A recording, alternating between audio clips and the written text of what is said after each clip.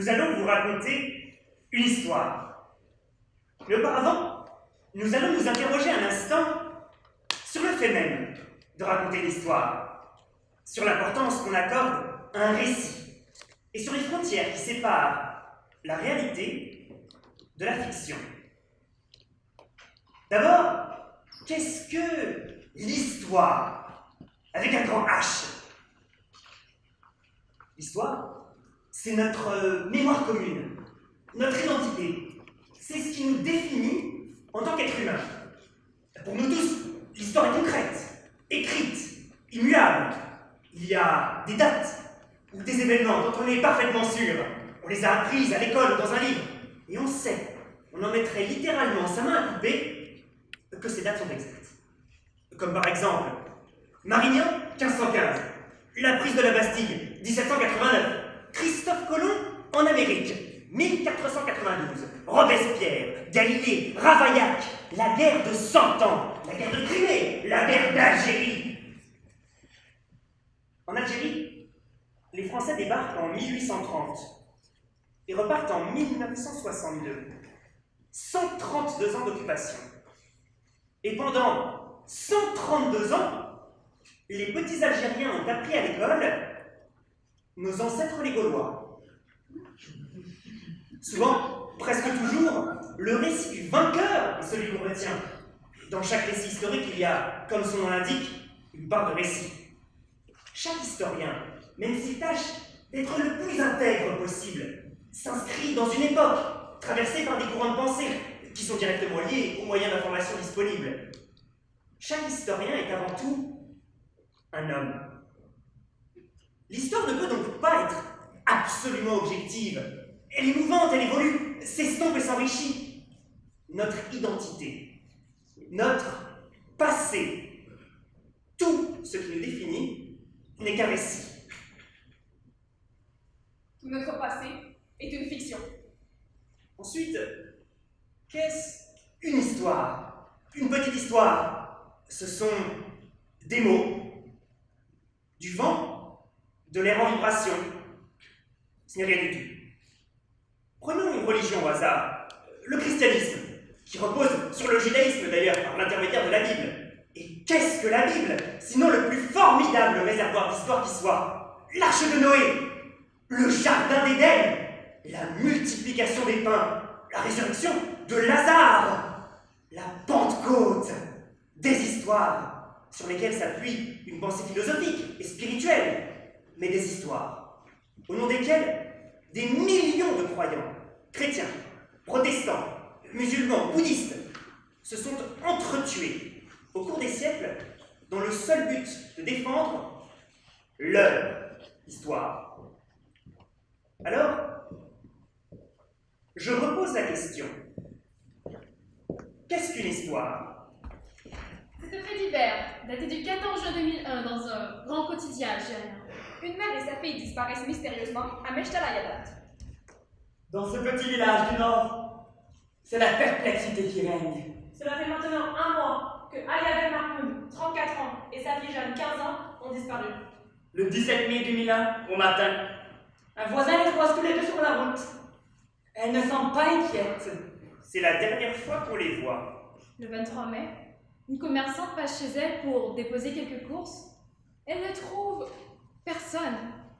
Alors elle s'inquiète, contacte l'antenne de police locale qui vient perquisitionner. Il n'y a aucune marque d'effraction, aucune trace de violence. Les 2 femmes ont simplement disparu.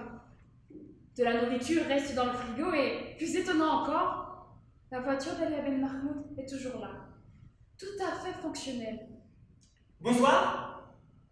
Leur maison était isolée à 15 km de toute autre habitation. Il y a quelqu'un? Une battue a été effectuée, sans succès.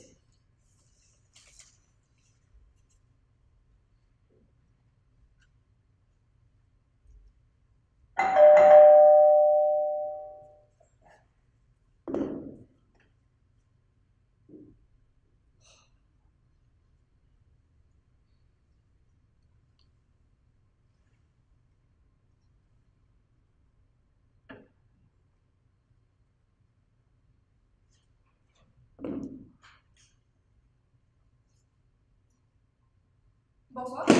Oh, bonsoir madame. C'est absolument incroyable de trouver ça en plein désert comme ça. Oh, pardon. Je suis navré.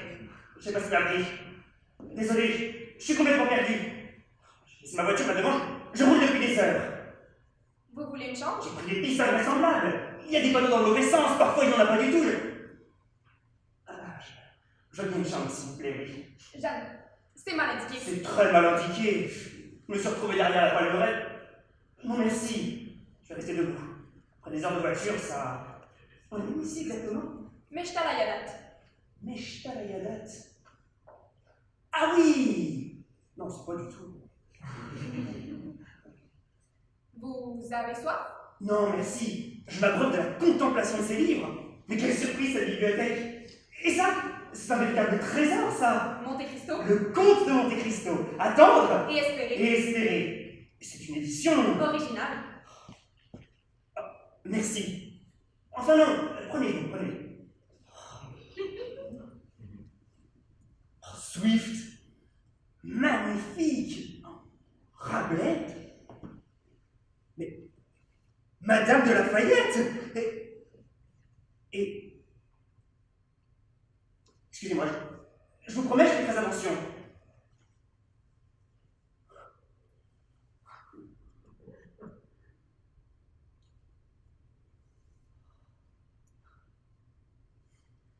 Pardonnez-moi, c'est la première fois que j'en tiens un dans mes mains.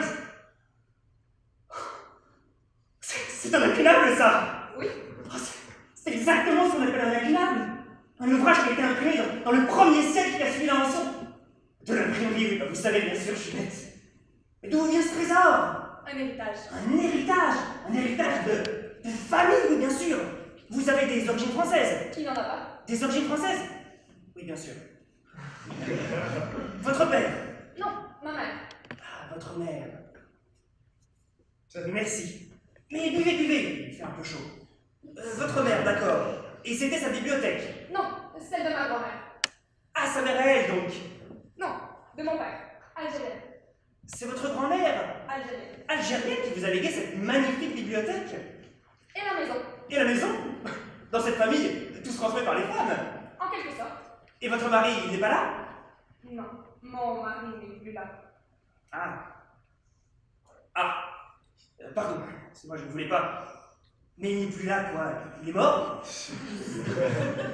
Non, non. Il est rentré en France. Il a divorcé. Ça fait 6 ans. Et en Algérie, pendant le divorce, la femme n'a droit à rien. Alors Jeanne et moi, on est venus vivre ici, à Meshtalayadat. C'est le seul bien qui nous reste. Mais c'est pas facile. Excusez-moi, je vous écoute, mais j'ai rien mangé depuis ce matin. On va vous préparer quelque chose. Non, non, mais pas du tout, je me débrouille très bien tout seul. Je peux prendre les 2 tomates, là? Oui. Merci. Enfin, peut-être 3, là, elles sont petites quand même. Vous inquiétez pas, la cuisine, ça me connaît. C'est bien un oignon, ça. Je plaisante. Donc, vous disiez, c'est pas facile. Non, c'est pas facile ici quand on est une femme seule. C'est pas facile en Algérie d'ailleurs, quand on est une femme. Vous avez entendu parler du code de la famille? C'est Bouteflika? Oui, la femme algérienne, toute sa vie, doit référer à l'autorité de son père, de son frère, de son mari, de son cousin, d'un homme. Elle est considérée comme une mineure toute sa vie. Vous savez, en France, jusque dans les années 50, une femme n'avait pas le droit d'avoir un chéquier. Dans les années 50, en Algérie, en 2001, on est toujours au même point. L'heure est de respect apparent dans une servitude réelle, traité en mineur pour nos biens, puni en majeur pour nos fautes. Beaumarchais, ça c'était un féministe. Il écrit ça en 1778 et 3 siècles plus tard, c'est toujours valable ici. C'est intolérable. Pourquoi vous ne rentrez pas en France? On ne peut pas rentrer en France, on ne peut pas partir. Partir, c'est renoncer, partir, c'est abandonner. Excusez-moi, vous me faites parler. Et voilà. Moi? Bien, tout le monde a une histoire. Vous avez une histoire. Vous venez de me la raconter. Votre fille, sûrement, a une histoire. Moi, je porte une histoire. J'ai un jour croisé la route d'une histoire tellement incroyable, tellement extraordinaire, qu'elle a changé ma vie. Qu'elle est devenue ma vie. Racontez-nous. Non, non, non, c'est trop long. Mais je sais bien. On n'est pas sur le public. C'est pour ça qu'on aime les livres. On les ouvre, on les ferme. Si votre histoire nous ennuie, on vous le dira. Bon. Alors, c'est l'histoire d'un homme qui est seul dans sa voiture et qui est complètement perdu. Non, ça c'est vous. C'est vous sur la route tout à l'heure. Non, non, non. Cette histoire commence en France, un jour de mars 1988, en pleine forêt des Ardennes, à la nuit tombante. Il pleut depuis des heures. Et cet homme, seul, dans cette voiture, cet homme est perdu. Il ne sait pas où il est. Il ne sait plus très bien qui il est. Il sait juste une chose, il cherche son chemin. Putain de merde! Putain de merde! Putain de merde! Oh, madame Messio! Je cherche Linchamp, le village de Linchamp. Vous cherchez un château? Dans quel château? Non, je cherche Linchamp. Le château perdu. Non, Linchamp. Ah, bon, vous allez continuer tout droit. Au carrefour, vous tournez à droite et vous continuez sur 3 km. Puis vous arriverez à Maisonville. Sur la place du café, vous entrez dans le café. Vous demandez au patron et vous indiquera. Non, attendez, Linchamp. Putain!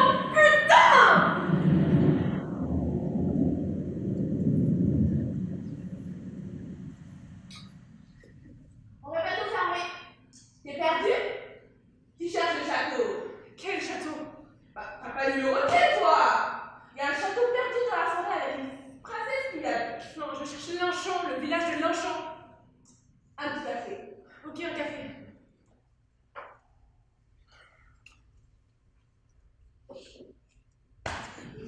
T'es pas ici, toi. Tu es d'où? Région parisienne. Bon, vous connaissez Linchamp ou pas? Bien sûr qu'on connaît Linchamp. On est des Maisonville, nous. Alors, je t'explique. Quand tu sors du café, tu vas à gauche. Après, tu vas à droite. Tu vas arriver. Tu sors de la rivière. Là, tu vas à droite. Première à gauche. Tu vas arriver à un carrefour avec une vieille branche toute cramée. Tu verras sur ta droite, il y a la départ du matin vers Chalonnet. Tu prends pas ça. Toi, tu vas à gauche. Et là, tu verras, il y a une forêt avec des grands chênes. Tu peux pas la manquer. Tu traverses. Et là, d'ailleurs, si tu attends, à ta droite, tu verras, il y a des champignons gros comme ça, des cèpes. J'en ai ramené la semaine dernière à José. Il nous en a fait une omelette succulente. Ah, José, l'omelette. Tu traverses. Et là, tu verras qu'il y a un peu. Écoute-moi bien, là, tout le monde se groupe. Là, tu verras, il y a une voie à 4 voies. Tu prends celle du milieu, surtout, et tu vas mollo au niveau du vitesse. Parce qu'aux 3 km, il y a une chicane super vicieuse. Il y a 6 mois, le fils de Jeanne le facteur, il s'est foutu en l'air. Fils d'Éric. Qu'est-ce que tu dis, toi? C'est le fils d'Éric. Mais non, c'est pas le fils d'Éric, c'est le fils de Jeannot, je te dis. C'est le fils d'Éric, je te dis. Mais non, il y a 6 mois, la chicane, c'est pas le fils d'Éric, c'est moi. Vous avez le téléphone? C'est par là. C'est la pièce.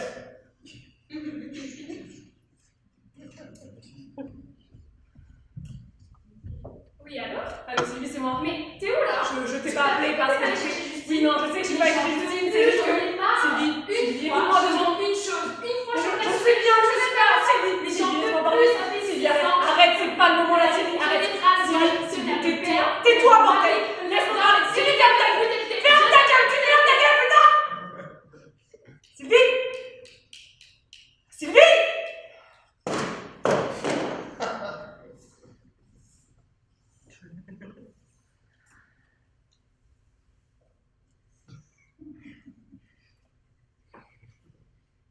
Bon, t'es où là? Je sais pas, je suis dans un bled à Goussainville. Goussainville.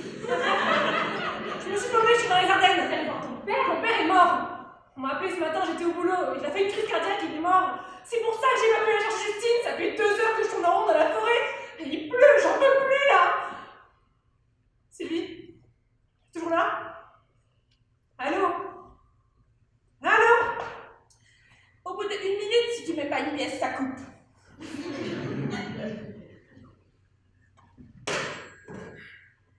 Bon, pour la chance, je t'explique. Monsieur Martin, vous êtes bien Ouais. maître Favreau en CIO. Ok, est-ce que vous avez les clés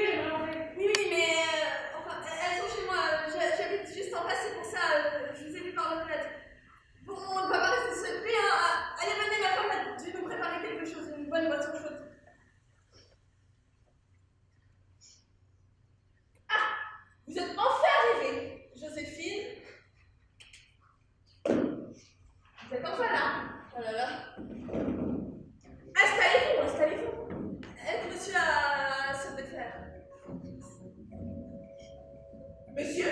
Bon, ça va, merci. Qu'est-ce qui tombe, hein? Vous êtes sûr? Un petit café? Non, je viens d'en prendre un. Merci, Joséphine. Ça ira. Tout d'abord, toutes mes condoléances, monsieur Martin. Nous aimions beaucoup votre père. Vous avez une sœur aînée, il me semble, Marie, ouais. Marie, oui, elle habite aux États-Unis. Au Canada. Au Canada, c'est ça. Vous avez réussi à la joindre? Oui. Tant mieux. Vous savez, j'ai bien connu votre père. Nous étions voisins, voyez-vous. C'était un homme charmant, un peu secret, mais on sentait un grand érudit, un grand lecteur. Et puis il avait été journaliste par le passé avant ça. Enfin, nous l'aimions beaucoup. Beaucoup! Oui, beaucoup. Je ne sais pas quelle relation vous aviez avec lui. Je pense que vous le connaissez mieux que moi. Bon, est-ce que je pourrais avoir les clés de la maison? J'aimerais entrer. Ah non, c'est pas possible. Vous devez d'abord procéder à l'identification du corps à l'hôpital, à Bonny-sur-Meuse. Non, vous plaisantez, c'est une plaisanterie! Ce n'est pas une plaisanterie, c'est la procédure légale. C'est à peine à 20 km. Je peux vous en mettre si vous voulez. À Bonny-sur-Meuse? Oui, vous avez assez roulé aujourd'hui. Venez, je vous emmène. On ne peut pas investir la maison d'un défunt tant que l'identification du corps n'a pas été prononcée par monsieur Martin. Non, c'est monsieur. Venez, je vous attends là.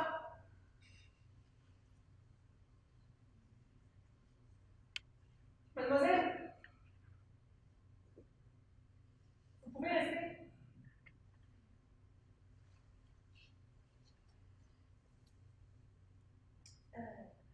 Il a l'air gentil. Il était très gentil. Tout le monde l'aimait. Comme ma sœur, c'est des gens qu'on aime, des gens qui savent parler. Moi, je sais pas parler. Pourquoi elle n'est pas venue, votre sœur? Marie, elle est au Canada, elle est prof d'histoire. Et vous faites quoi? Je suis dans la restauration. Je sais pas comme eux, j'ai jamais été comme eux.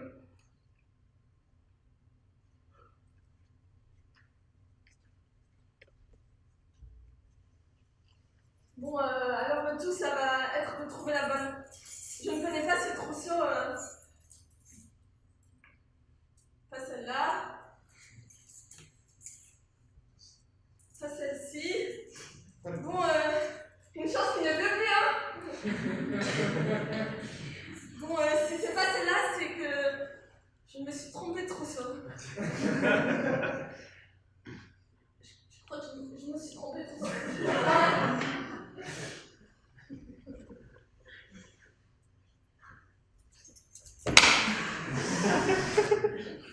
Je crois que c'est la bonne. Presque. Voilà. Bon, entrez, hein, vous savez, on a une lumière parce que... Non, c'est la première fois que je viens ici, mon père s'est installé ici il y a 10 ans. Vous bougez pas, je vais le trouver, hein.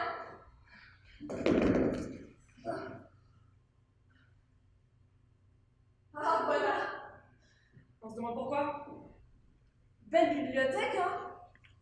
Je savais que votre père était un grand lecteur, mais je n'imaginais pas un tel trésor. Ah ça alors!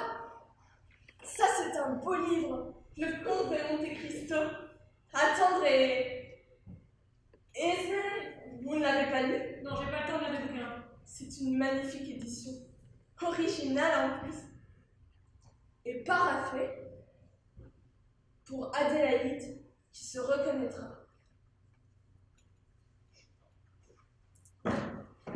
Bon, en ce qui concerne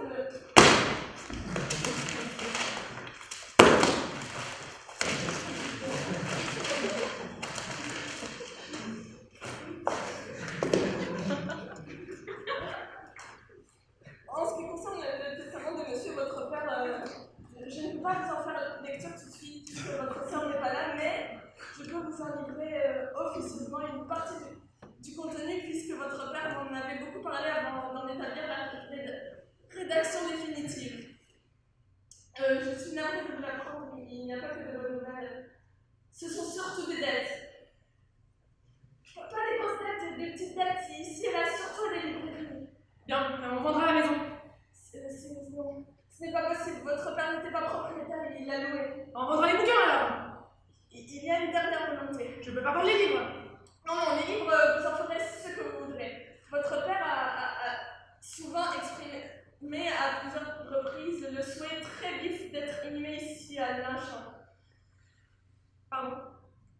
Votre père désirait être enterré à Longchamp. À Longchamp. À Longchamp, oui. À Longchamp, ici. Il n'y a à ma connaissance qu'un seul Longchamp en France. C'est n'importe quoi, le cadavre miel est dans le sud. Il y a un cimetière à Longchamp. Oui, oui, c'est un petit cimetière. Il est un peu à l'abandon. C'est un modeste cimetière. Bon. Bon, bah, qui s'en occupe? Ce serait Michel. Michel. Michel, c'est un personnage, cette fois de la commune. Il s'occupe également du tombe abandonné. Je vais lui dire que vous appelez.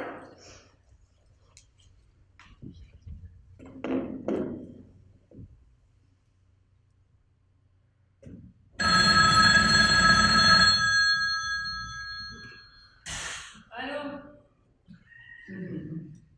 Allô? Allô? Allô, c'est Michel, Michel de Moreux. Hein? Michel, c'est Michel. Ah, Michel, ouais, Michel. Il y a un problème pour votre père, il y a un problème. Il est quelle heure, là? Le cimetière est plein, il est complet. Le cimetière est complet. C'est un petit cimetière, vous savez. C'est quand on m'appelle. Et il n'y a plus de place. Mais je fais comment? Moi, je fais quoi? Écoutez, j'ai une solution. Rejoignez mon cimetière. Demain? Non, là, tout de suite. C'est juste à côté de l'église. Mais il est quelle heure, là? À tout de suite. Non, mais Michel! Putain!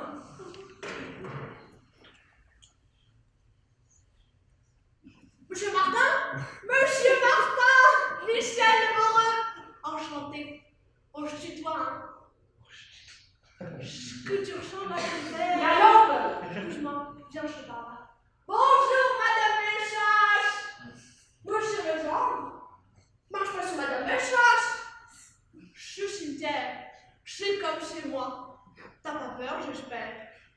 Tu sais, jusqu'au 19e siècle, les cimetières, c'était des lieux de vie. On y faisait pousser des fruits, sécher le linge, on y dansait, on y forniquait même. Les prostituées, elles y amenaient leurs clients. Michel, C'est ton père qui m'a appris ça. À l'époque, les vivants étaient en harmonie avec les morts. Aujourd'hui, les morts, on les respecte trop, comme des pièges de musée. Michel, Tu sais ce qui m'a appris d'autre, ton père? Au milieu du XVIIe siècle, il y avait un gars qui s'appelait Jacques Duclos, un bagnard condamné à perpète. En 1666, la ville de Toulouse, qui ne trouvait pas de candidat pour devenir bourreau, lui proposa un marché. S'il devenait le bourreau officiel de la ville, on annulerait sa peine. Et il a accepté. Et Jacques Duclos est devenu Jacques le bourreau, dit Jacques le bourreau. Et le bourreau, c'est mon nom, Michel le bourreau. C'est ton père qui a trouvé ça dans ce bouquin. ah ouais. Jacques a engendré une lignée de 15 bourreaux. 15 générations de bourreaux. Du coup, ma famille s'est spécialisée dans le métier de la mort. Les femmes étaient couseuses de linceul, ou même enchevêtrisseuses, tu sais, celles qui nettoient les cadavres. Et les hommes, j'étais porteur à bras, menuisier. C'étaient des gens pauvres, mais qui travaillaient dur. Et pendant la révolution industrielle, les leboreux ont même fait fortune. Dans nos fonderies, on fabriquait des croix à fonte que se vendaient dans tous les cimetières de France. Et puis, on a tout perdu. Chez ton père, moi, Christian.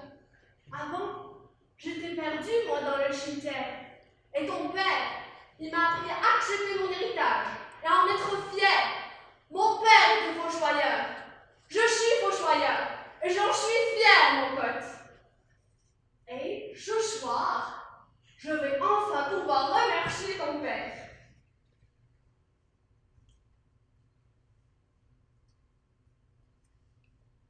Voilà, je suis là. Elle a plus de 100 ans. C'est la plus vieille tombe du village. C'est sa préférée. En Tess, T-E accent grave H. Je sais pas pourquoi. Ça fait 20 ans que je travaille ici et personne n'est jamais venu à feu. Qui que ce soit cet empêche, il n'a plus des chambres. On enlève la tête au mal, on sort les cercueils et on l'enterre à côté du village. Non, Michel, on peut pas faire ça. Je connais bien les corps. Après 100 ans, j'ai que de la poussière et des jours. Il n'y a plus de place au cimetière d'un champ. On va lui en faire la place à ton père. Allez bien mon pote, j'ai des pelles dans ma chemise. Putain! Comment ça? Comment ça? Ils ont dégagé le cercueil en plein milieu de la nuit? Absolument. Ils sont allés chercher des pelles, ils ont poussé la pierre tombale et ils se sont mis à pelleter. Bon, la terre était encore humide, ils avaient froid. Mais l'effort les a réchauffés. Et après 1 heure, ils touchaient le cercueil. Un cercueil magnifique, en chêne massif, orné de poignées de bronze. C'est bizarre ça, un cercueil de riche dans une tombe de pauvre. Qu'est-ce qu'on en a à foutre? On le sort ou on le laisse? Ben on le sort. En soulevant le cercueil, les 2 hommes ont tout de suite constaté que celui-ci était anormalement lourd. Putain, mais ils sont combien là-dedans? À tel point que l'un des deux a lâché. Le cercueil est tombé brutalement et s'est fracassé sur le sol.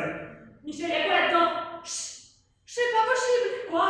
C'est pas possible. Quoi? Et le cercueil a révélé son contenu. Quoi? Mais c'est rempli de livres. Des livres? Des livres? Quoi des livres? Pourquoi des livres? Comment des livres? Et c'est qui cet empêche? Celui qui est enterré là ou celui qui a mis les livres dedans? On sait rien. Comment ça vous en savez rien? Ben, j'en sais rien, c'était des livres. La tombe était libre, on a enterré mon père. Et les livres, ils sont pas ouverts? Mettez-vous à ma place. Mon père venait de mourir. J'étais en plein divorce. J'étais en train de creuser une tombe au milieu de la nuit, en pleine forêt des Ardennes. Attendez, je croyais que c'était pas votre histoire. Moi, je croyais que vous étiez le notaire. Le notaire? Mais non. C'est vous, monsieur Martin? Ce type-là, c'est vous? Ouais, c'est moi. J'étais un autre homme. J'étais perdu, j'étais tourmenté, je savais pas qui j'étais, mais. Ouais, c'est moi. Mais là, Je suis fatigué, j'ai roulé toute la journée, je vais aller me coucher. Oh non! Quoi? Je veux savoir la suite!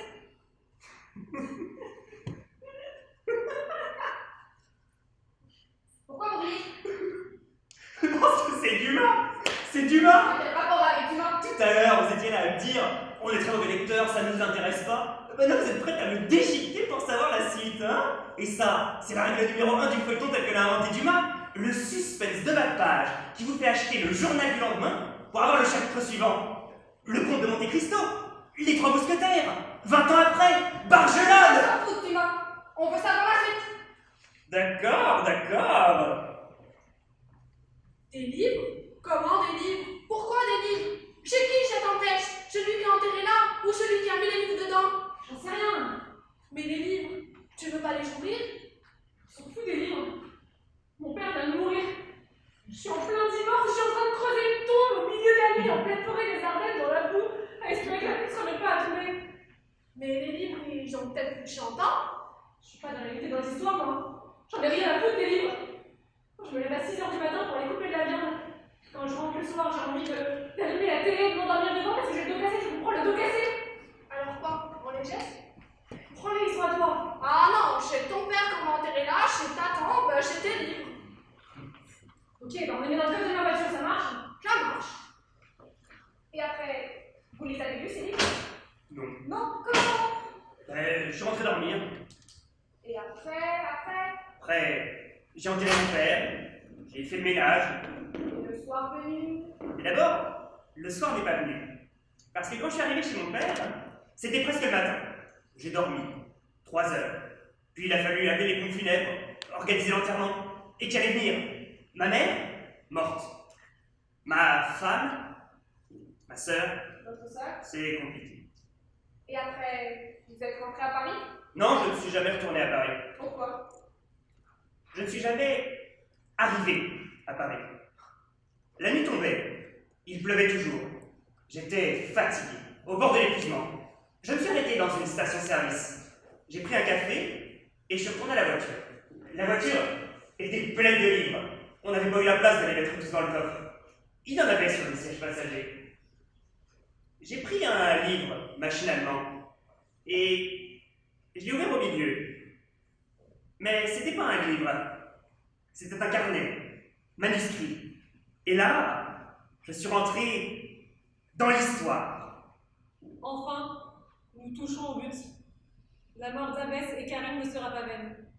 Devant moi se trouve la fontaine. Elle rayonne de simplicité. Plus tôt ce matin, nous nous sommes baignés dans le lac. Nous avons fait nos ablutions. Nous avons remercié le Tout-Puissant de nous accueillir au village. Les Français sont encore loin, je suis sereine. Nous avons au moins 3 jours devant nous. La fontaine est magnifique. La pierre est sculptée. Des ornements simples et purs. Elle est surmontée d'une forme oblongue et en liseré. Entourant le rebord, je peux distinguer l'arbre calice. Nous avons longuement contemplé la fontaine. Puis un homme, sans âge, à la haute stature, nous a fait signe d'entrer dans sa maison. Il semblait nous connaître. Il semblait nous attendre. Le trésor de Saxe de Bourpil est ici. Après un voyage de 10 ans, après une quête qui m'a menée aux confins de ce monde nouveau, je touche au but. Nous touchons au but. Les Français sont loin derrière. Les Prussiens ne savent même pas que nous sommes en Alger. Nous sommes les premiers à atteindre la fontaine de Sidi. Sidi Zouaoui? Vous connaissez? Sidi Zouaoui en Algérie? Vous connaissez? C'est un village, il y a un lac, quelques maisons. C'est loin d'ici? Non, enfin, 50 km. 50 km. Je peux y être en 1 heure? Pas plus. Je fais comment pour y aller? Vous remontez la route d'Aïtagot, vous passez par Bénina. Après, c'est de la piste, mais... Mais je suis en type, j'y vais! Attendez, Quoi? la suite de l'histoire. Je dois y aller. Je vous dois combien pour la chambre, pour le repas? Viens, mais la suite de l'histoire. Je dois vraiment y aller. S'il vous plaît. Je viens avec vous. Mais... Et votre fille? Jeanne, je viens aussi.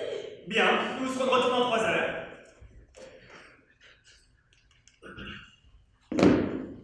Jeanne, monte à l'arrière, monte dans le coffre. Et Après, j'étais harponné. Je me disais, mais qu'est-ce que c'est que ce carnet? J'ai regardé la date. 1832. 1832. 1832. 1832. Mais c'est le début de l'invasion française en Algérie. J'ai ouvert les autres livres. Des carnets. Tous des carnets. Une vie de carnet. La même écriture partout. Une femme. Une vie entière racontée. Et comment s'appelait-elle? J'ai regardé les dates au début de chaque livre.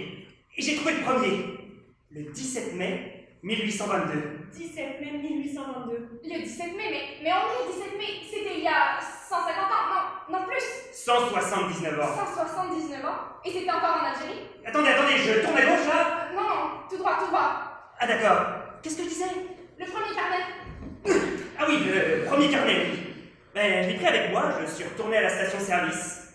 Je me suis pris à manger, je me suis installé et j'ai ouvert le premier carnet. 17 mai 1822. Aujourd'hui, j'ai rencontré l'homme qui m'a donné envie d'écrire. Pourquoi maintenant? Pourquoi ici? Après tout, cela semble évident. C'est ici que tout commence. C'est aujourd'hui, dans cette diligence. Le temps est médiocre, il pleut à grosses larmes, les routes sont boueuses, l'intérieur est humide. Mais mon cœur, enivré de tant de sensations nouvelles, fait des bonds majestueux et fait vibrer ma poitrine si fort que je l'entends et cache mon trouble à campagne. Villers-Cotterêts! Villers-Cotterêts! A crié le cocher. Un homme est monté. Nous sommes deux dans la diligence qui m'emmène vers le commencement de tout. Vous avez trouvé cavalier ce moyen d'entamer la conversation, mais je ne peux m'empêcher de remarquer que vous voyagez seul. Vous êtes fin observateur. Pardonnez-moi. C'est que je suis tellement heureux de voyager en compagnie d'une jeune femme que ma bouche parle avant même que ma tête ne m'en ait donné la permission. Parlez, j'aime entendre. Il y a beaucoup de gens dont la facilité de parler ne vient que de l'incapacité de se taire. C'est joli, mais ce n'est pas de vous. Non. Savinien, Cyrano de Bergerac.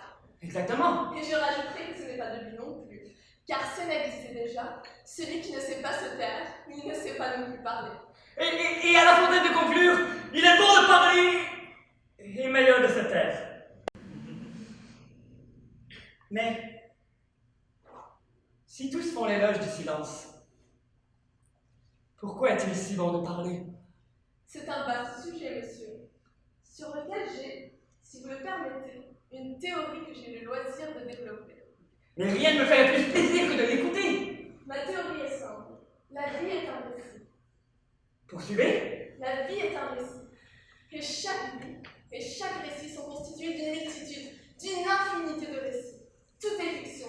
Tout. Tout. Et en ce monde, celui qui détient l'information, celui qui détient les clés du récit, celui qui raconte des histoires mieux que les autres est le maître. Peu importe les titres de noblesse et de privilèges, celui qui raconte bien peut lever des armées et embraser des nations. Embraser des nations. Vous verrez, un jour viendra où l'information sera totale et immédiate. Un jour viendra où l'être humain sera noyé par un flot incessant d'informations et de récits, car il sera relié à tous les autres êtres humains de la Terre. Mais la presse remplira bientôt cet office. Mais qui contrôlera la presse contrôlera le monde. Pensez donc, s'il existait quelqu'un capable d'écrire des histoires si extraordinaires qu'un seul chapitre paraîtrait chaque jour, et qu'il serait si intéressant que l'on devrait acheter le journal suivant pour en connaître la suite.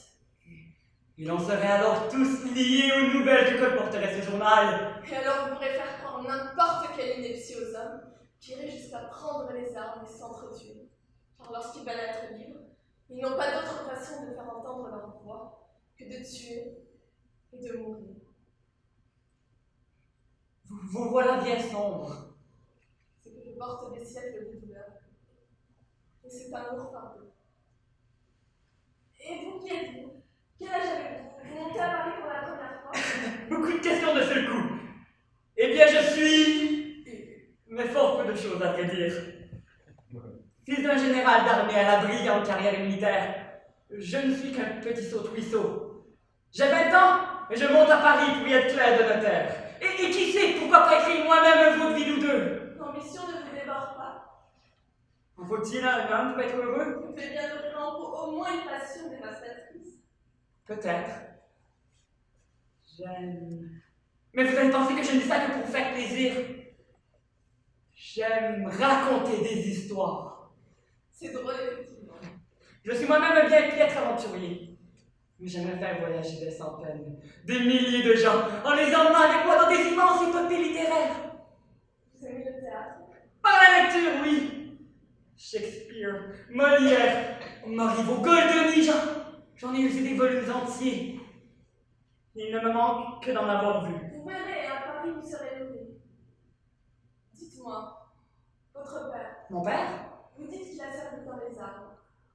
Si c'est illustré, ce devait être pendant... Mais pendant la Révolution, bien sûr. Mon père était un grand républicain. Bien sûr.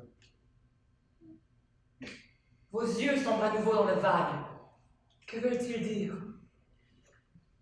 Jeune homme, nous ne nous connaissons pas. Je puis affirmer sans rire et me trembler que passé cette nuit, jamais nous ne nous reverrons. Je vais vous raconter une histoire qui me pèse comme un fardeau, et après vous n'ira pour nulle part. Mais d'abord, vous devez me promettre sur ce que vous avez de plus cher que jamais vous n'en écrivez ni n'en parlerez à une autre amie. Je serais un bien grand scélérat si je trahissais une parole donnée à une femme.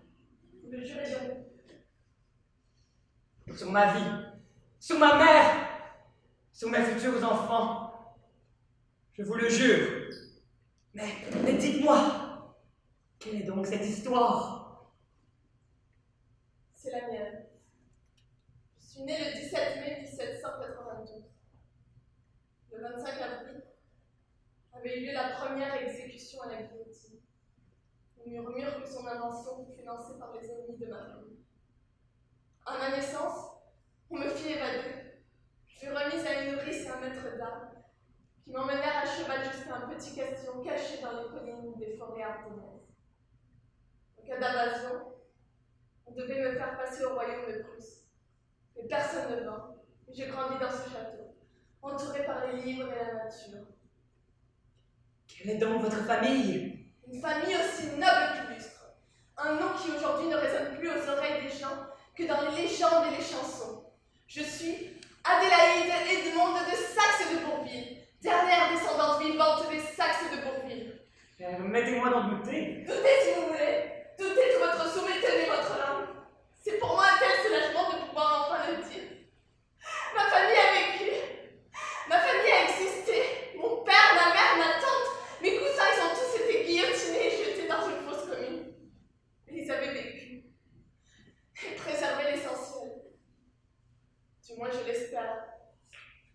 J'ai grandi dans ce château.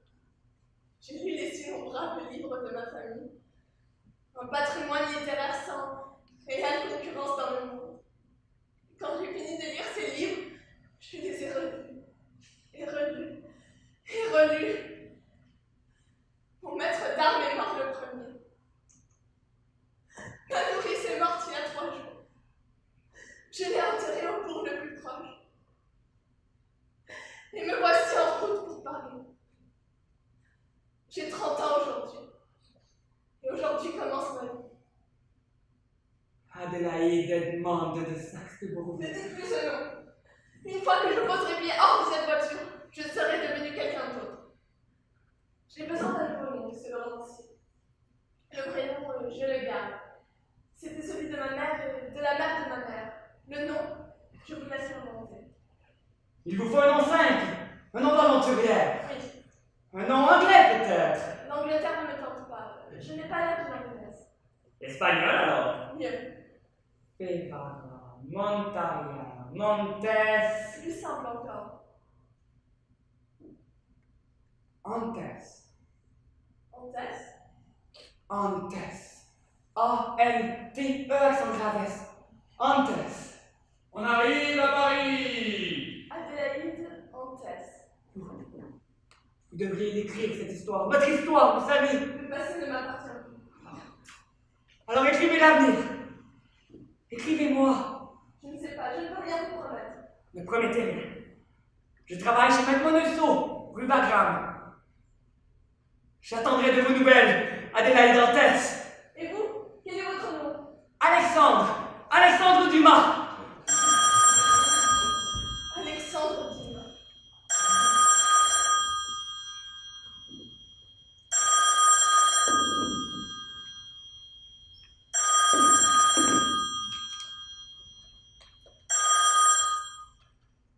Allô? Allô? Allô? Allô? Bonsoir Marie. Martin? Tu vas bien? Ben putain oui, je veux bien, ça doit bien faire 10 ans. Allô? Allô? Papa et moi. Il a fait une crise cardiaque et il est mort. On m'a appelé, je suis allée reconnaître le corps. C'est qui chérie? C'est pour moi. Je l'ai enterré. Pourquoi c'est toi qu'on a appelé? Je sais rien, c'est moi, c'est tout. Il est enterré à Longchamp, une mec de dette. Vends pas les livres. D'accord. D'accord? D'accord.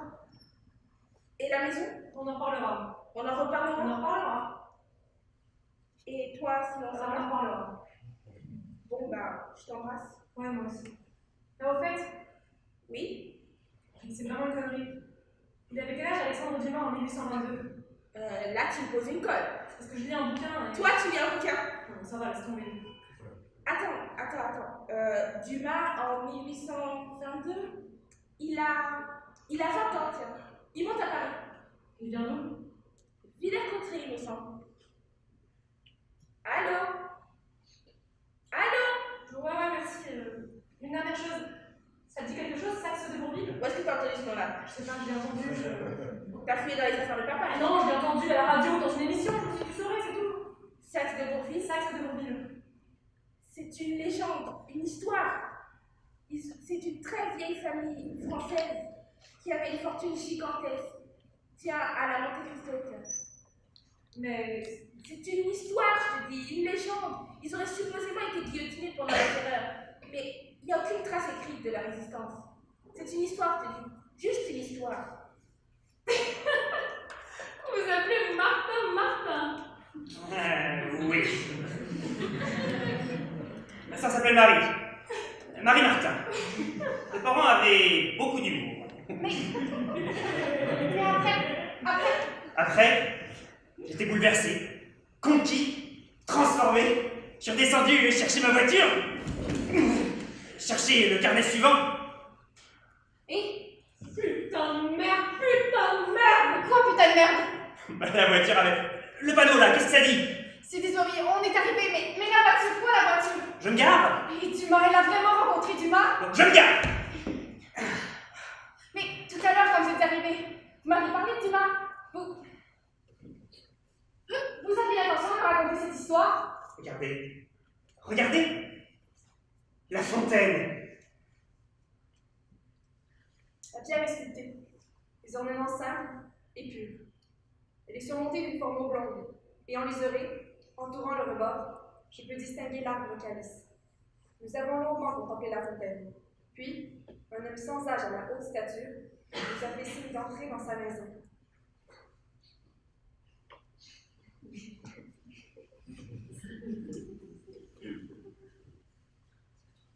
Attendez, c'est ma voiture!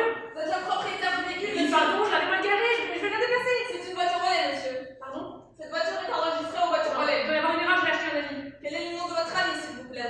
J'ai vraiment pas le temps pour ça, je prends juste mes affaires, ok? C'est une voiture volée, monsieur. Vous allez passer la nuit en garde à vue. Ok, garde à vue, je prends mes affaires! Vos affaires seront consignées et resteront au dépôt avec le reste de la voiture. Puis-je avoir votre carte d'identité et les papiers du véhicule? Je suis partie précipitamment de chez moi, les papiers du véhicule sont à Paris. Carte d'identité. Elle est dans la voiture. Je me suis penché dans la voiture pour trouver ma carte d'identité. Et juste avant que le policier ne me saisisse le bras pour m'emmener au poste, j'ai eu le temps de glisser un des carnets sur mon manteau, sans savoir duquel il s'agissait. Mais vous êtes vraiment allé en garde à vue? Eh oui. Arrête-elle. Charmant petit poste de police. Mais cette voiture, vous l'avez volée? Merci. Oh putain, c'est chaud. Oh, Choukran, c'est ça? En verbal, on dit ça. Ah, Sarah beaucoup.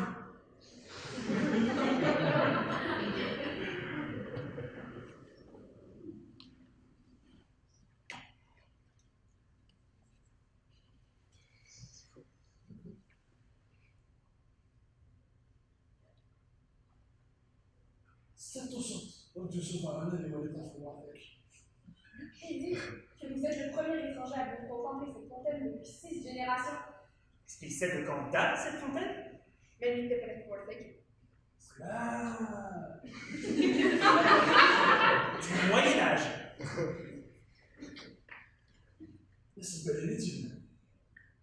Elle a été construite par les croisés. Les croisés sont venus jusqu'ici?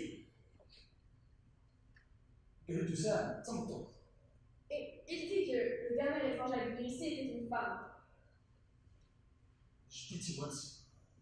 Son ancêtre, la reine.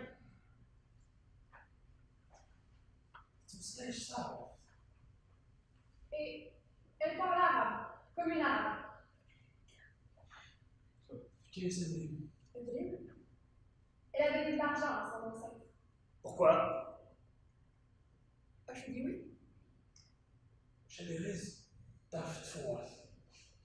Pour creuser autour de la fontaine. Est-ce qu'ils ont trouvé quelque chose? Et la roche une femme. Il ne sait pas.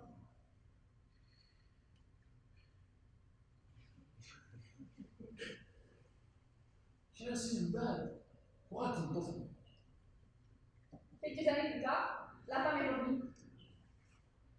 Tu veux de l'objet? Elle a amené un objet. Quel objet? Ah, je lui dis oui. Un tableau. Tableau? Il l'a toujours ce tableau? Laisse-moi la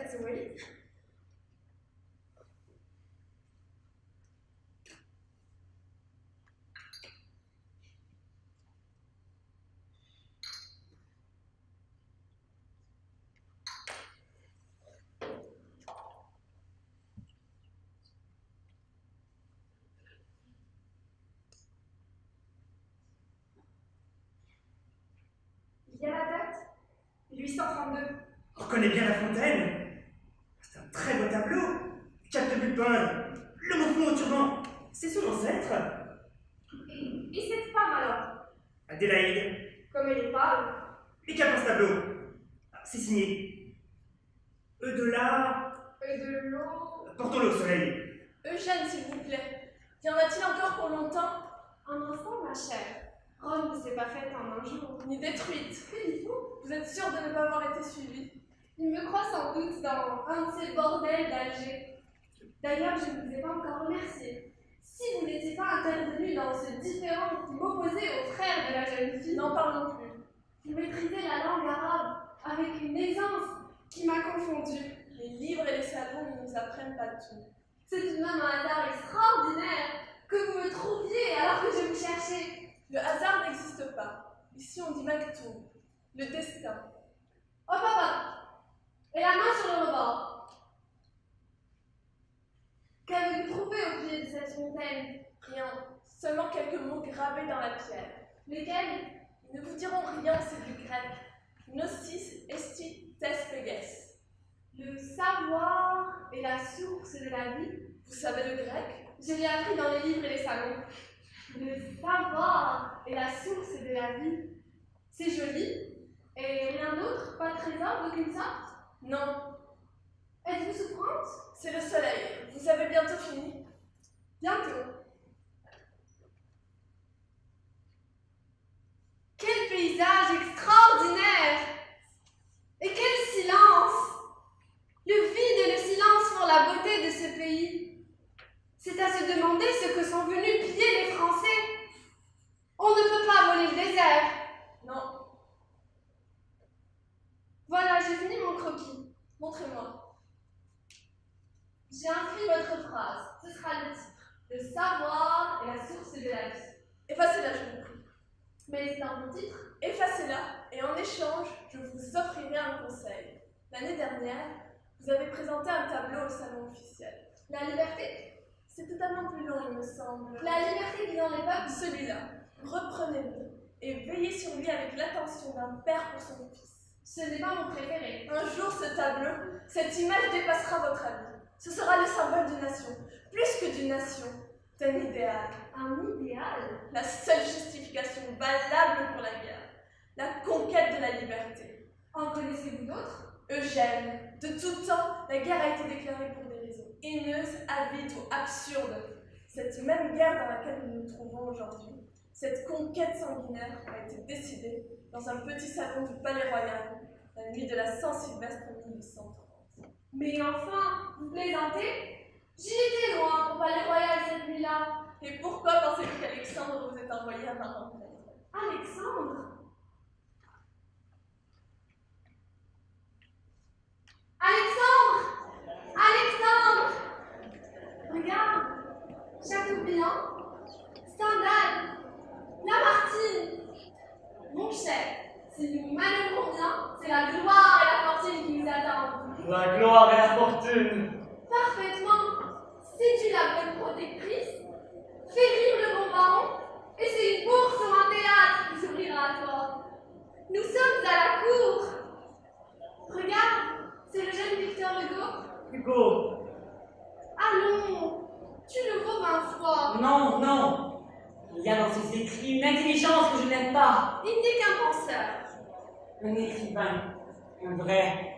D'accord, tu es un amuseur, un raconteur. Mais nous sommes des jouisseurs, non? Laisse-lui l'intelligence. On dit que le roi va peut-être passer. Je m'en fiche du roi, Eugène. Tu as encore reçu un carnet? Une lettre cette fois. Alexandre, tu es amoureux d'une chimère. D'abord, elle est vieille, elle a 40 ans. 38. Ensuite, tu ne l'as vue qu'une seule fois. Tu ne l'as même pas connue, bibliquement. Je la connais mieux que ça. Je la connais intimement. Elle me raconte ses voyages, ses pensées, ses désirs, ses doutes. Elle a tout fait, Eugène. Elle a traversé la Chine, les Indes, les Amériques. Elle a frôlé 20 fois la mort. Et 20 fois, j'ai tremblé pour elle. Monsieur Dumas tremble pour une invention.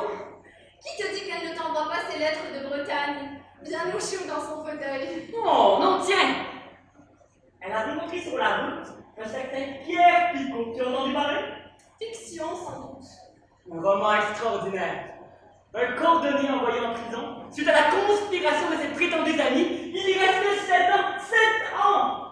S'il lie d'amitié avec un prêtre italien, voisin de cellule, qui à sa mort lui lègue une fortune colossale. Extraordinaire, n'est-ce pas? A-t-elle trouvé son trésor, finalement, cette Adélaïde? Moins fort. Elle est sur sa route. Elle s'y rend au moment où nous parlons. Alexandre, Alexandre! J'ai de la peine à te voir comme ça.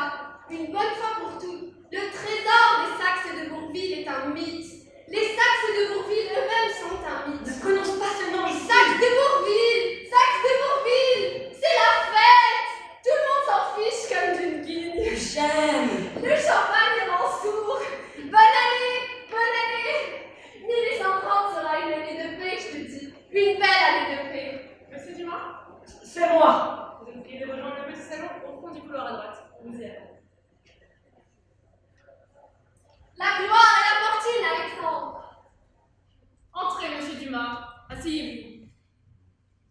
Puis-je proposer un rafraîchissement? Non merci, j'ai assez bu. Votre ami parle beaucoup et un peu fort. Eugène, lui aussi a assez bu. Tant mieux ce soir. Et soir de réveillon, n'est-ce pas? Et puis, nous sommes entre gens de bonne compagnie, comme votre ami, Ferdinand Victor Eugène de la Croix, fils d'on ne sait trop qui, même si certaines rumeurs évoquent le prince de Talleyrand. Et vous? Et moi? Oui, vous, Alexandre Dumas, Fils de Thomas Alexandre David de la Pailletterie, dit Général Dumas. Général Dumas. Ah oui, votre père était un nègre, il me semble. Mon père est un mulâtre. Mon grand-père était un nègre. Et mon arrière-grand-père était un singe. Vous voyez, ma famille commence là où la vôtre finit. Eh bien, moi, je suis Jules Auguste Armand de Polignac, comte de Polignac.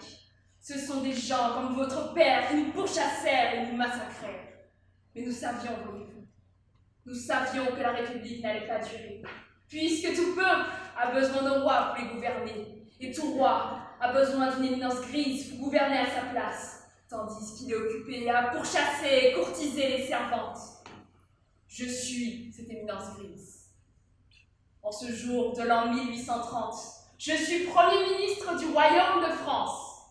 Et vous, vous n'êtes rien. Je peux vous faire disparaître de la surface de la terre que personne ne s'en apercevra. Alors je vous en prie, rasseyez-vous. Bien, que savez-vous des Saxe de Bourville? Et ne perdez pas votre temps à nier. Tout ce qui se dit dans ce palais m'est immédiatement rapporté. Je sais qu'il s'agit d'une légende. Laissez-moi vous raconter une histoire. Ma mère, comme vous l'ignoriez, était Yolande de Polastron, duchesse de Polignac. Elle était également l'amie intime de Marie-Antoinette d'Autriche, reine de France. C'est une après-midi de mai 1778. Ma mère et la reine, alors deux jeunes filles, avaient coutume de parcourir, pour leur bon plaisir bien sûr déguisé et sans escorte, les bois et les campagnes. Rentrons, Majesté, rentrons. La nuit est en train de tomber. Savez-vous bien le chemin du retour, Yolande? Je le crois, oui. Je n'en suis pas si sûre. Ça devrait être par ici. Yolande? Majesté? Majesté? Êtes-vous bien? Majesté! Majesté! Réveillez-vous! Oh là! Quelqu'un! Ma mère était terrifiée. Puis, quelques instants plus tard, dans ma femme. Quelqu'un? Que se passe-t-il ici? Monsieur, la reine est évanouie. Pouvez-vous la porter jusqu'au château? La reine? Oui, monsieur. La reine! Secourez-la, s'il vous plaît! Inutile de la porter, elle respire. Comment saurez-vous ce qui est bon ou pas?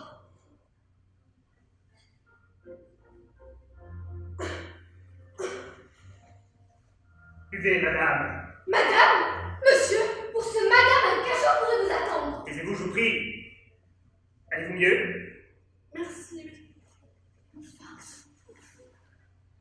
Par quel hasard mystérieux vous trouviez-vous dans ces bois, monsieur? Nul hasard, madame. Les terres sur lesquelles vous vous trouvez m'appartiennent. Et j'étais justement en train de méditer au bord d'un cours d'eau lorsque j'ai entendu vos cris. Vous sentez-vous fatigué ces jours-ci? Tous les jours, dans l'après-midi. Votre appétit? Variable. Je vois. Êtes-vous souvent en colère? Plus que d'accoutumée. Ouais. Avant de repartir, défaites un peu votre corset, comprime votre poitrine et induit l'évanouissement. Vous êtes donc médecin? De quel mal souffre la reine? Elle ne souffre de rien. Mais dans quelques mois, le royaume de France aura un héritier ou une héritière. Mesdames, Encore ce mesdames! Quelle politesse! Yolande? Est-il possible? Vous croyez rien, Altesse. Cet homme a fabule. Yolande, chaque prédiction de cet homme s'est révélée exacte.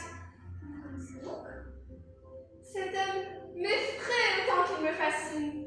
On le dit médecin, thaumaturge, sorcier et immortel. Quel est son nom? Il en possède plusieurs. Comte Pellegrini, chevalier de la Sainte-Croix, Joseph Balsamo, mais les espions de lui connaissent son nom véritable. Frédéric de Saxe de Bourville. Frédéric de Saxe de Bourville. Ce nom ne vous est pas inconnu apparemment. Je le croyais appartenir aux légendes de mon enfance. Contez-moi votre légende en desserrant mon corset. Eh bien, pardonnez-moi les imprécisions, je la tiens du père de mon père. Il y a 7 siècles de cela, l'Église mandait à travers tout l'Europe de l'Est pour reconquérir la Terre Sainte. Ce fut alors qu'un roturier nommé Guillaume leva sur ses propres deniers une armée qui rejoignit Godefroy de Bouillon. Une armée de 4000 hommes. 4000 hommes! Au cœur de cette armée, roulait sur des roues de métal, un chariot au poids égal à 4 ou 5 fois la catapulte. Que contenait ce chariot? Un trésor immense. De l'or, des diamants, des rubis, des perles! Des perles? D'où venait ce trésor? Je l'ignore. Entre, majesté, rentrons. La nuit va tomber. Ils marchèrent vers Jérusalem et participèrent activement à la prise de la ville. Et la nuit qui suivit la victoire, le chariot, le trésor et les 4000 hommes disparurent corps et âme dans les terres almoravides. Yolande, attendez, c'est de ce trésor dont Louis me parle sans cesse, enfoui quelque part entre Jérusalem et Gibraltar. Un trésor que les rois de France ont cherché pendant 3 siècles. J'ignorais cela, et ce Guillaume, ce roturier, lui et sa descendance restèrent invisibles pendant plusieurs générations. Et Puis ils réapparurent en 1348, aussi soudainement qu'ils avaient disparu. ils avaient acquis un nouveau nom, des terres bénies et une double identité. Vous voulez dire que Frédéric de Saxe de Bourville est le descendant de ce Guillaume qui perdit 4000 hommes en l'espace d'une seule nuit à Jérusalem? Et ce trésor, monsieur Dumas, ce trésor dort encore sous terre. Je n'y vois toujours qu'une légende. Ce sont les Saxes de Bourville qui encourageaient et fomentaient ces mouvements de rébellion. Lorsque ma mère, exilée à Vienne, apprit que la reine était morte, guillotinée, elle se laissa mourir de chagrin. Comprenez que je tienne cette famille pour responsable de la chute de la mienne. Donnez-moi cette lettre. Je ne sais pas de quoi vous parlez. Donnez-moi cette lettre ou je vous fais fusiller et je viendrai moi-même récupérer cette lettre sur votre petit cadavre républicain. Ceci est mon palais, monsieur le fils de nègre. Et vous, il n'y a que poussière sur les portes.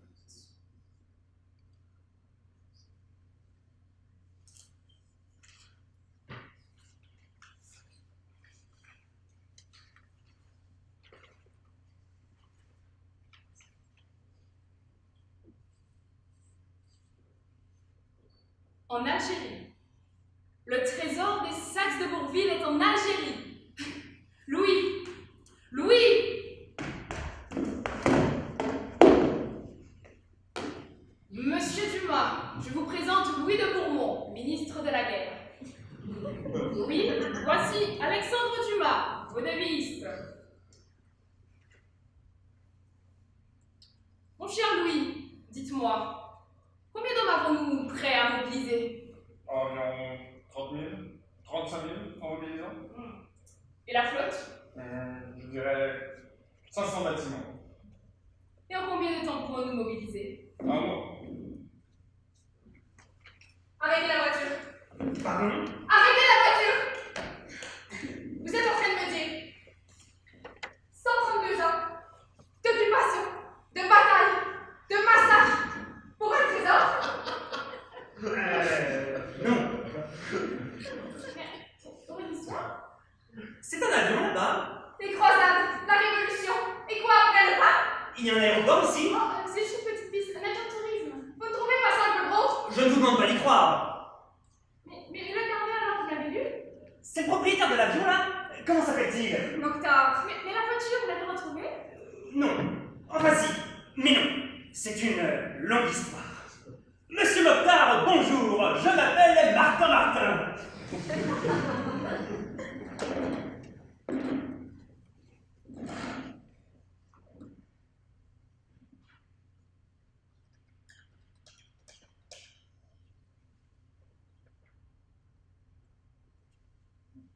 Oui, allô? Allô, c'est lui, c'est moi. Non, attends, raccroche pas. S'il te plaît, raccroche pas, je manque un coup de fil, je pourrais pas te rappeler. Je voulais te dire 3 choses.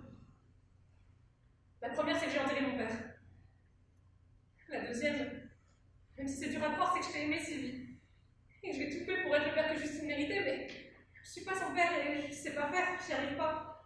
Je sais que sans moi, vous serez mieux. Moi, je vais essayer d'être le plus concis possible. Avant de te rencontrer, j'ai fait pas mal de conneries, je buvais beaucoup. J'ai volé des voitures, j'ai fait un peu de prison. Pas grand chose, mais assez pour me retrouver tout seul. C'est là que t'es arrivé, et honnêtement, sans toi, je sais pas où je serais aujourd'hui.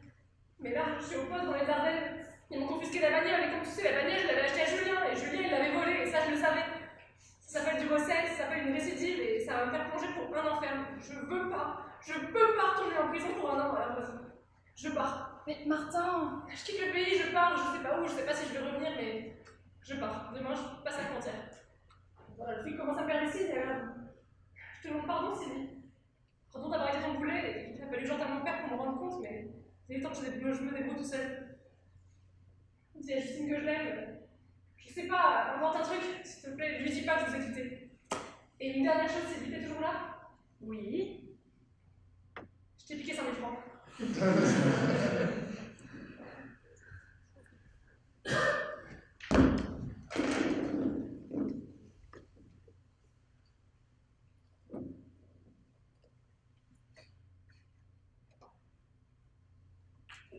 Fermez la porte, s'il vous plaît, j'aimerais vérifier le moteur. 5 000 francs. Oui, de 1988, c'est pas énorme. Voyons, en dinars, ça ferait... Mais Justine, ce n'était pas votre fille? Si je multiplie par 100... Non, c'était celle de Sylvie. Enfin donc, le lendemain, j'ai quitté la France. Qu'est-ce que vous faites? Ah oui, bah j'ai négocié de faire un petit tour du site. Je le fais à l'atterrissage. Attendez, vous lui parlez 5 minutes et il vous confie son avion? Qu'est-ce que vous voulez? S'il y a bien une chose que je crois savoir faire, c'est raconter des histoires. Oui, mais vous savez piloter? Oui, bah j'ai pris 2-3 cours, par correspondance. Check. Maman, j'ai peur. Puis je lui ai laissé ma Jeep comme caution. Maman... Laissez-nous descendre. Oh non, l'avion est en marche maintenant. Oh les ceintures alors. Donc comme je vous disais, j'ai quitté la France le lendemain. Mais concentrez-vous sur l'avion, maman. Vous inquiétez pas, j'ai déjà fait ça plein de fois. Combien de fois? Bah au moins 2. Vous avez pensé à sortir le rétro? Non mais gros. Attention, je mets les gaz. Je plaisante.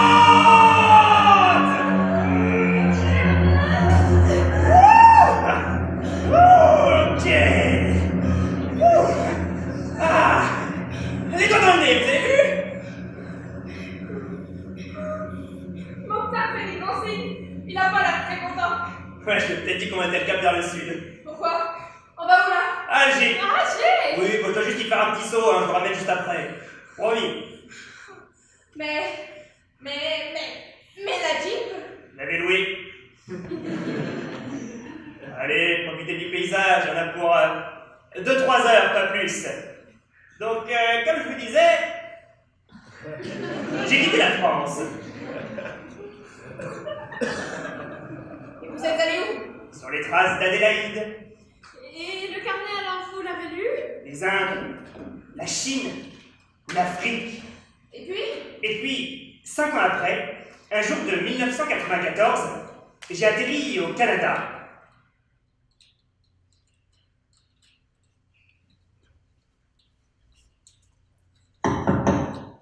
Lucie, va ouvrir. Non, je peux pas, je chatte.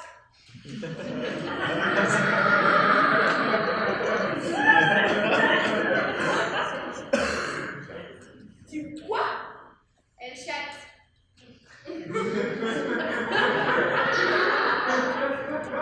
C'est quoi ça? Mais là, je parle avec tout le monde sur l'ordinateur.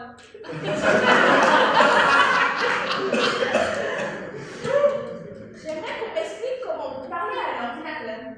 C'est vrai pour toi, Véronique. C'est peut-être Margot, elle a dit qu'elle était pour passer après être allée au supermarché.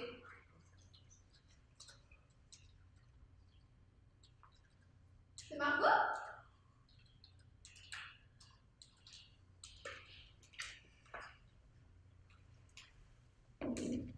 Alors, Lucie hésite entre Star de Goût, Danseuse d'étoiles ou prof de philo.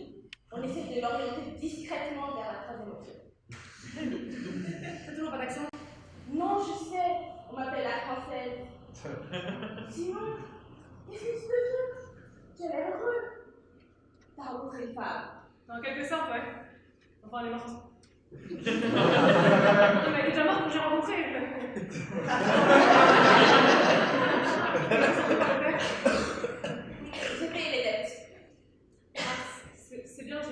et j'ai racheté la maison. Non. Si, je savais pas quoi faire de ces livres, donc je les ai laissés là-bas. Tu pourras y retourner quand tu voudras. Sinon, tu étais où pendant 6 ans? Un peu partout, je m'embêtais. Tu picolais? Non, je lisais, j'apprenais, j'étudiais. J'enquête sur une famille qui aurait vécu du Moyen-Âge à la Révolution, je t'en ai déjà parlé, je crois. Ça te convie? J'ai quelques C'est raisons. une intuition! T'es bien le fils de ton père, toi! Pourquoi tu dis ça? C'est tout, papa, ça! Aller enquêter sur une histoire, une légende! Pourquoi crois-tu qu'il allait s'enfermer dans les Ardennes? Je sais pas, il enquêtait sur quoi?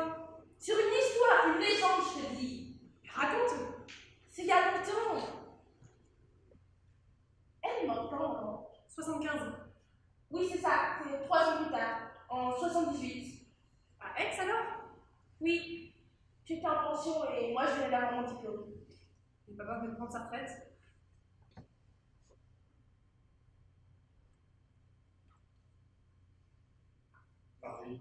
Marie!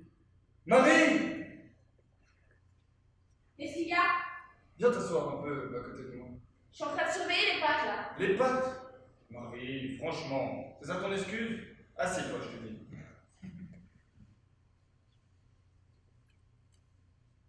Ça va la vie en ce moment? Bon, qu'est-ce que tu vas m'annoncer? T'as une nouvelle copine? Moi? Mais non. Et toi? Tu as une nouvelle copine? Non, sinon je serais pas en train de te faire que les pattes, papa. Écoute-moi bien, Marie. Écoute cette histoire. Aux temps anciens, je veux dire, il y a des dizaines de milliers d'années, lorsque l'homme était encore nomade, il célébrait la femme comme une déesse, car elle était celle qui donnait la vie et il ne pouvait l'expliquer. C'était le culte de la fertilité, de la déesse mère ou grande déesse. Puis, petit à petit, les hommes se sont sédentarisés, regroupés en de petits villages, et ont développé notamment l'agriculture J'ai un diplôme d'histoire, papa. Je sais, Marie, mais tu ne sais pas tout. Avec la sédentarisation, l'homme a commencé à cogiter. Et il a fini par faire le lien entre l'accouplement et la naissance d'un enfant. Il a alors cessé de considérer la femme comme une divinité, puisque c'était lui, et lui seul, qui l'a fécondée. Il a pris peur.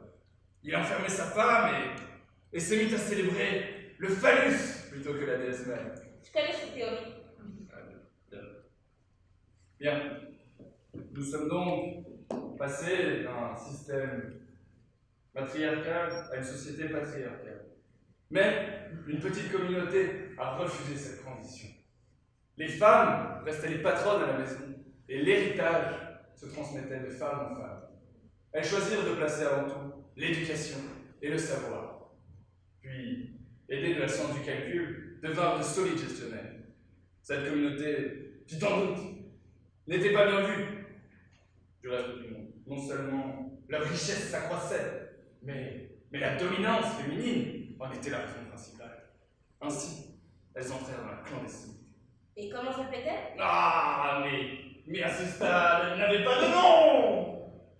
Leur histoire se transmit d'abord oralement, puis dès l'invention de l'écriture, surtout ne se pas disponible. C'était les hommes qui occupaient cette fonction d'information et de désinformation.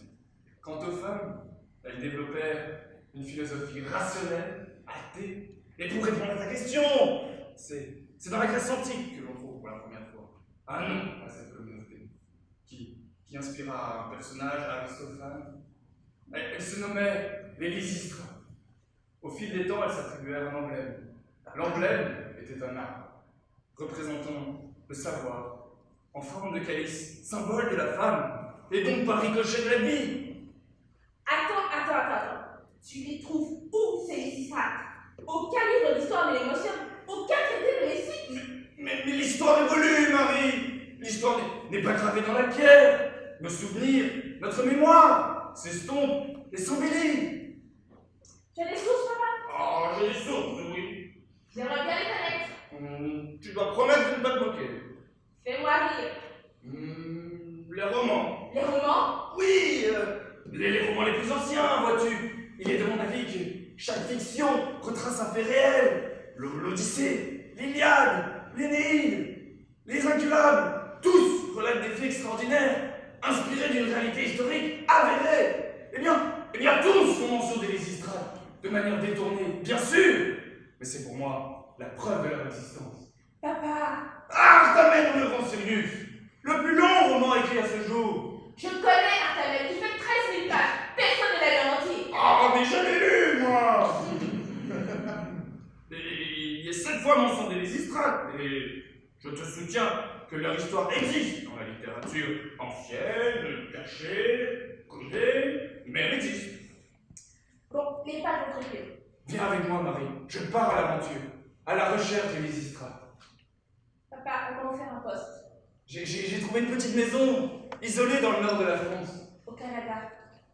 Un village paisible, au cœur des Ardennes, Lynchant.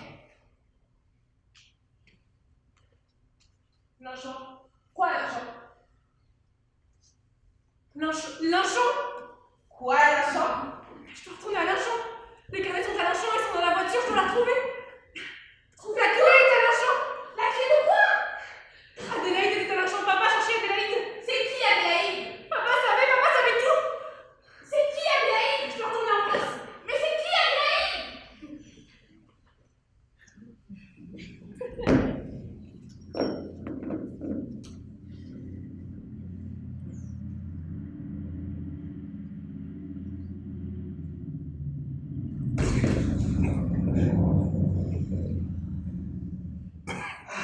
On s'est endormi.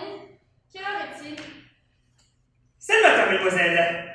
Jeanne, je suis là. Il est quelle heure? On était à Alger. Pas tout à fait.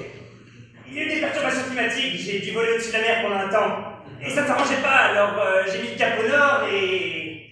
Bonjour, monsieur, dame. Police des frontières. Veuillez descendre du véhicule immédiatement. On est à Marseille.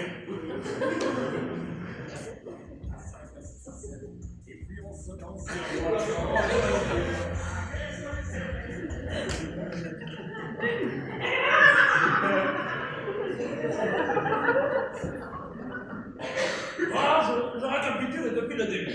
Parce que là, tout le monde vous connaît avec votre histoire. Je comprends plus rien. Vous me dites que vous partez d'un petit aérodrome algérien à proximité de... Mechtaléat. Voilà, Mouchtadat. Ah, ça se complique légèrement. Bon, arrêtez-moi si je ne me trompe pas. Vous atterrissez à Marseille sans autorisation. Oui, À bord de cet avion, dont vous ne possédez pas les papiers, effectivement. puisqu'il vous a été confié par un certain Mokhtar. Donc vous ne connaissez même pas la nom de famille. Hein. Voilà. Il est gentil, le Mokhtar, hein.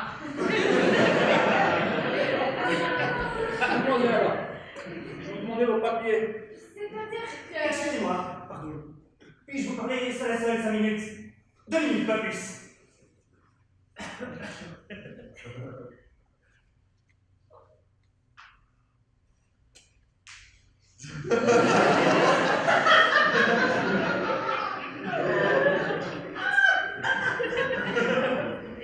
Je ne comprends pas. Je ne comprends pas. Mais quoi donc? Nous n'avons pas de papier. Vous avez volé un avion. Emprunté. Et vous partez 2 minutes au douanier et nous laissons partir. Je vous ai dit, je ne sais faire qu'une Mais chose. ça compte des histoires, oui, j'ai compris. Jeanne, qu'est-ce que tu fais? J'arrive. Je suis pour rien. Les choses finissent toujours par s'arranger. Une chance que vous connaissiez quelqu'un à Marseille qui puisse nous héberger. Comment vous le savez? De quoi? Qu'il habite à Marseille? C'est vous qui me l'avez dit. J'ai jamais dit ça. C'est pas lui là-bas.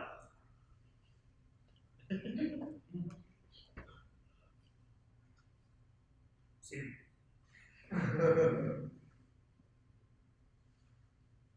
Jeanne,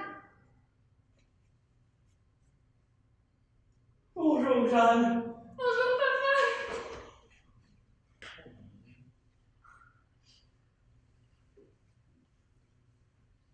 Bonjour, vous êtes bien sur le répondeur de Marie, Véronique. et Lucie. Je dis quoi après? Laissez un message après le bip. Allô Marie, c'est moi. Je pensais pas tomber sur ton répondeur, je savais même pas que t'avais un répondeur. Bon,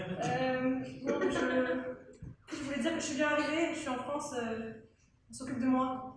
Ouais, je sais que j'avais dit que je donnerais des nouvelles, mais je pense que pendant un moment je vais faire un peu le mort.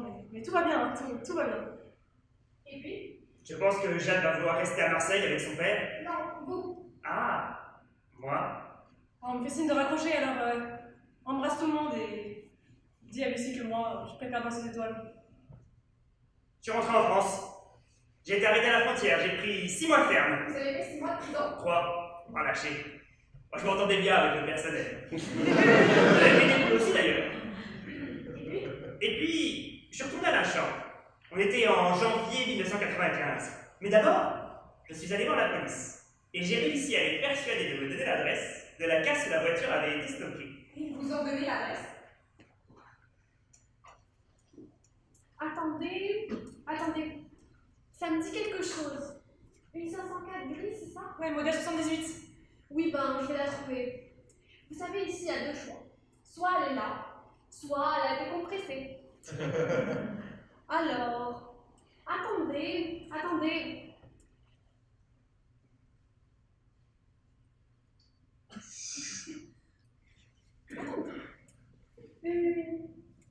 Ah, une 504 grise, modèle 78 volée, immatriculée 128 STO 91. C'est ça? Oui, ben elle est là. Elle est encore là? Non, je veux dire, elle est là dans le fichier, mais elle a été comprise. Pardon? Regardez, juin 1991, c'est la compression de compressé, DPS. Mais qu'est-ce qu'il en reste? Bah rien. Rien? Rien. Un cube de métal. Mais les livres, les carnets, Perdu. Jamais. personne n'a ouvert le coffre. Personne.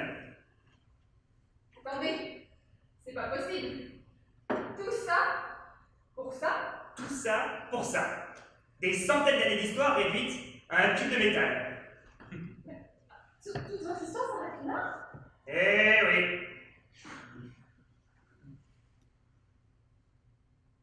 Presque.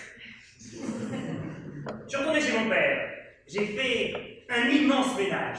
J'ai dépoussiéré les livres et je les ai lus. Et puis un jour, caché parmi les livres, j'ai trouvé un carnet. Ah, c'était pas l'écriture d'Adélaïde.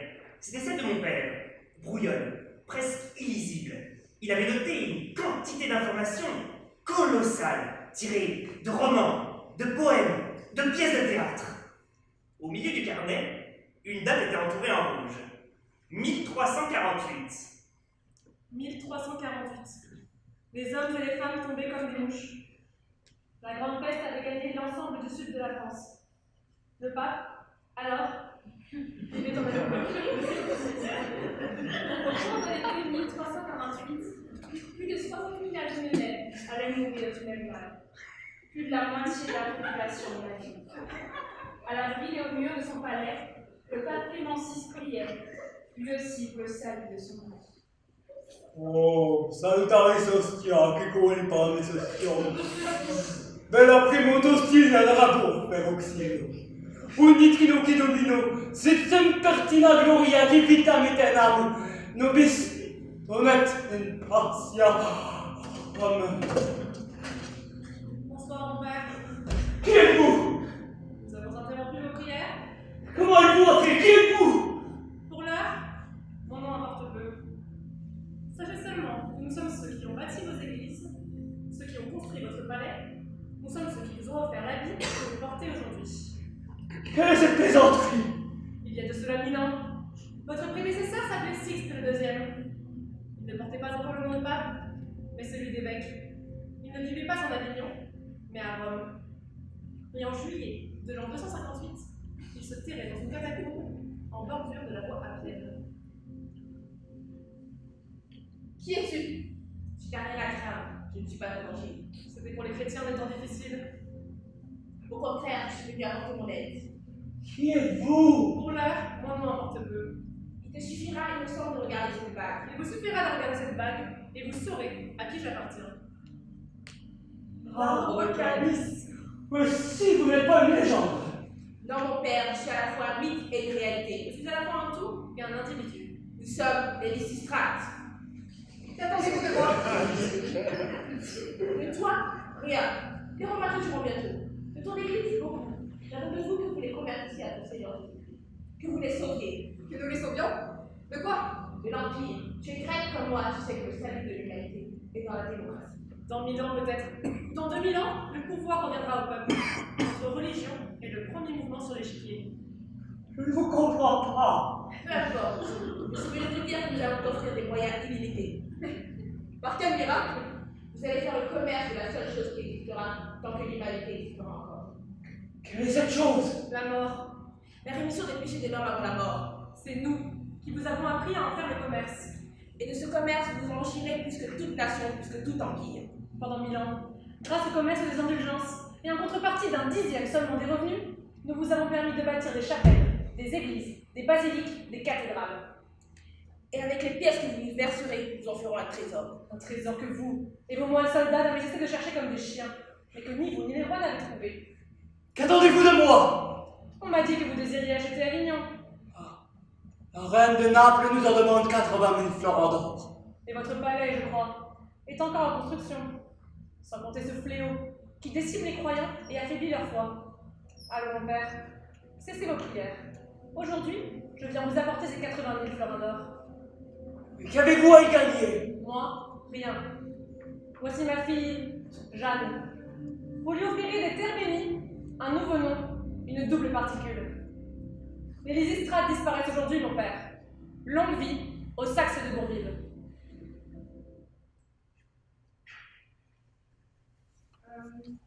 Maman, je reste ici. Qu'est-ce que tu dis? Je peux rester à Marseille avec papa. Il est d'accord, je vais le laisser ici. Et moi, je repars au Canada. Je dois retrouver ma sœur, lui expliquer, lui raconter. Voulez-vous venir avec moi, Alia? Comment? Au Canada. Voulez-vous m'accompagner? Je n'ai pas mes papiers? Ce n'est que ça, nous sommes dans un port. Tenez, ce grand voilier à marée. Je suis sûr que je peux les persuader de me prendre avec eux. Où ils vont? Oh, je vais leur demander. Mais maman, tu ne sais rien de cet homme. Son histoire n'est qu'une histoire sans tellement de l'heure en vibration. Et si je veux y croire, si je choisis d'y croire, Monsieur Martin, si vous réussissez à convaincre l'équipage de squaler de nous prendre, je vous suis. Tenez, Jeanne, j'ai quelque chose pour vous. Depuis 13 ans, je le garde sur moi par tous les temps. C'est le carnet que j'ai pris dans ma voiture avant de me retrouver au poste. C'est le dernier carnet d'Adélaïde. Faites-en ce que vous voulez. Il est à vous.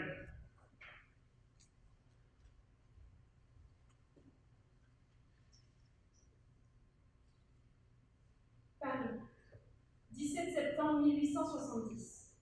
Je reviens à Paris pour la première fois depuis près de 50 ans. Paris aujourd'hui est encore plus beau que d'habitude, car Paris est libre.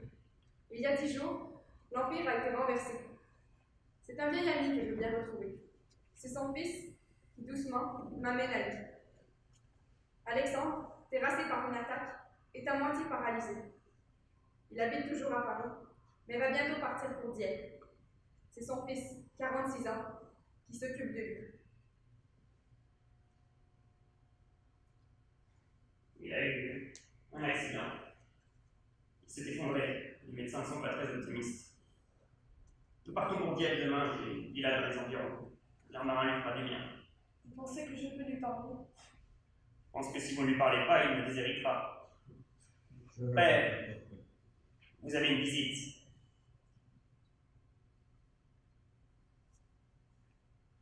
Cher ami, Oh, ma chère.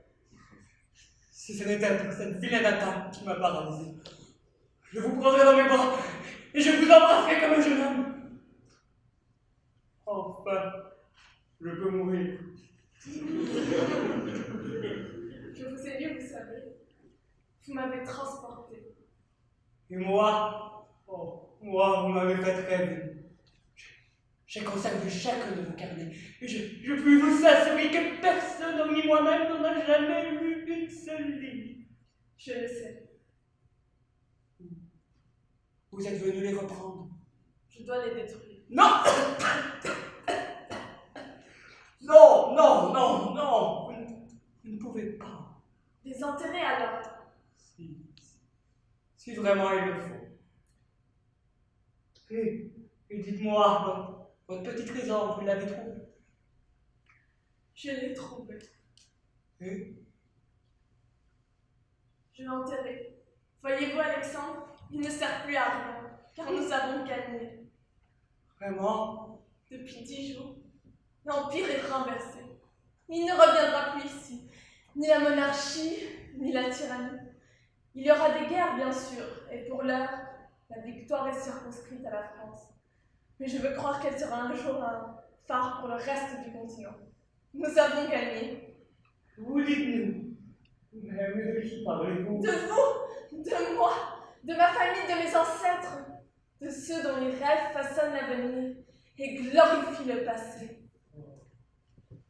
Comme vous êtes belle, Adélaïde. Veuillez cesser, Alexandre. Oh ça, jamais. Pour la guerre, cela suffit. Mais pour l'amour, on ne doit jamais cesser d'aimer.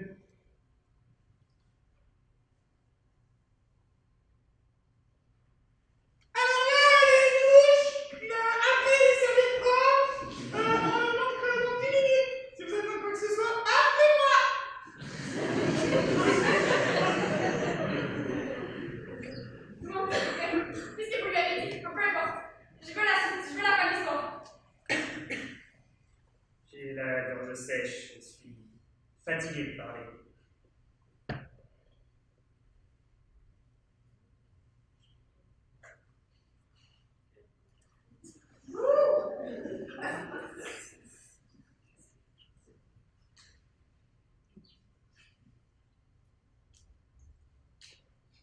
Dans l'une de mes mains,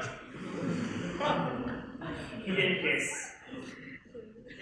Si vous tombez dessus, je continue mon histoire. Encore.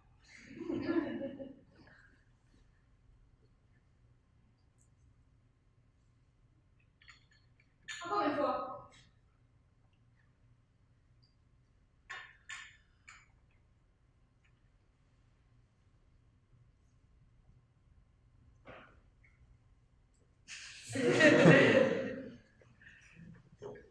Il n'y a rien d'autre à vous offrir que la vérité.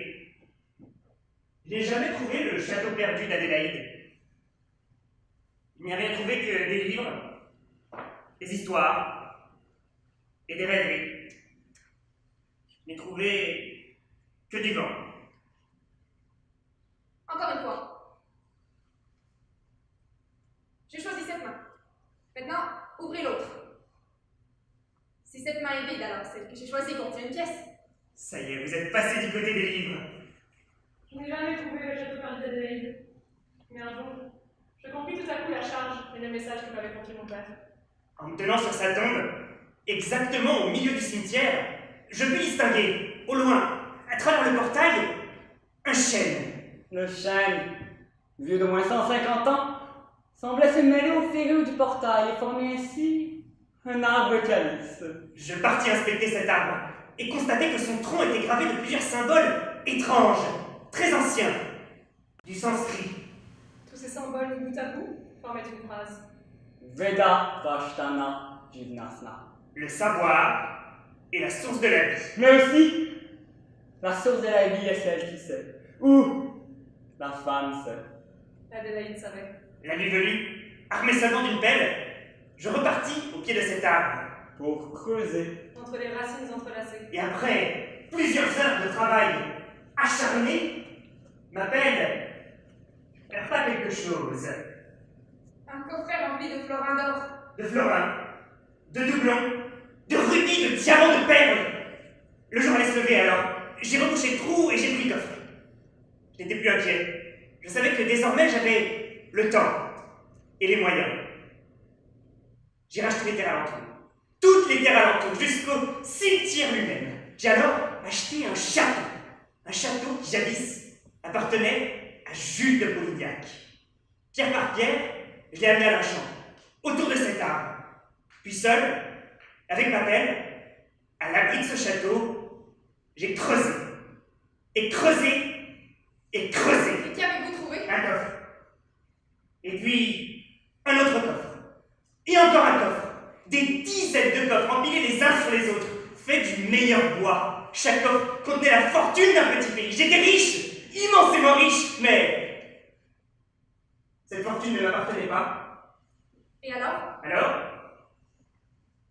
exactement comme j'avais cherché le trésor, je suis allé chercher l'héritière.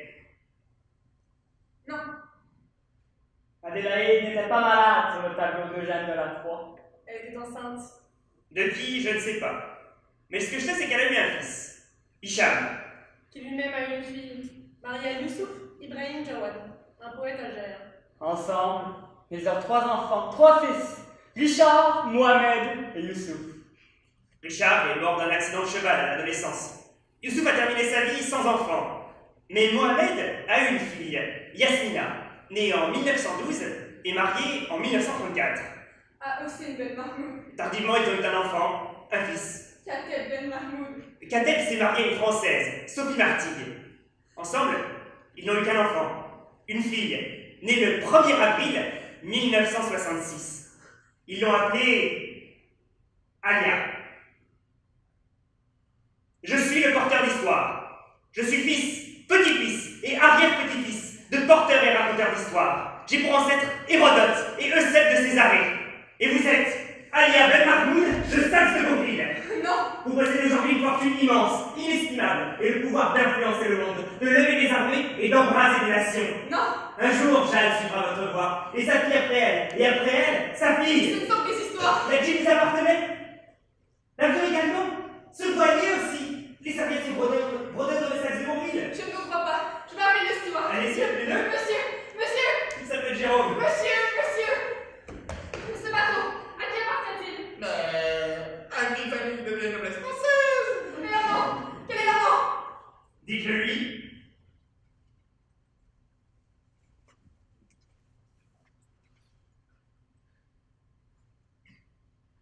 Le 17 mai 2001, Alia Ben Mahmoud et Martha la l'ancre et plus jamais je ne revis ma mère.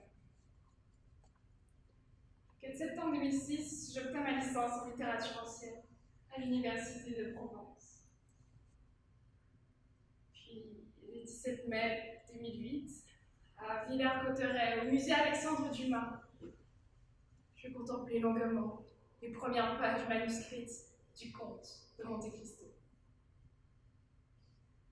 Les liés, les accentuations, les majuscules, les apostrophes étaient exactement les mêmes que celles contenues dans le carnet d'Adélaïde. Et je compris. Alexandre Dumas, romancier, raconteur d'histoire, avait inventé et couché sur papier une vie de voyage, d'aventure, la vie d'une femme. Puis Dumas, mort en 1870, avait enterré dans un petit cimetière de province la somme de ses écrits dans ce cercueil au nom de son héroïne, Adélaïde Ancasse. Qu'est-ce qu'une histoire? Une histoire. C'est le fondement d'une vie humaine. Le 8 juillet 2011, Jeanne retourne pour la première fois depuis 10 ans chez elle, à Mechtalayat. Rien n'a changé. La poussière cesse de s'accumuler sur les meubles. Je passe la main sur les ouvrages de la bibliothèque. J'en saisis un au hasard. C'est l'Énéide de Virgile.